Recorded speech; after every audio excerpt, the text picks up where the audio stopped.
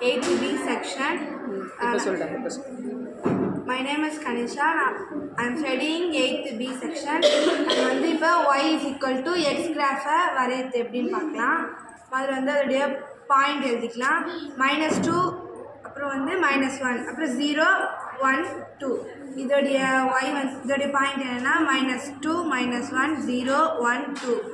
Points to be plotted. -2, -2, -1, -1, 0, 0, 1, 1, 2, 1.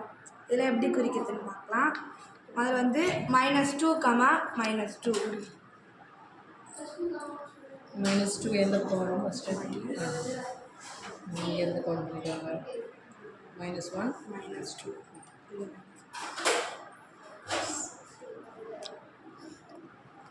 -2, -2 அந்த point சொல்லிட்டு -1, -1 0, 0 0,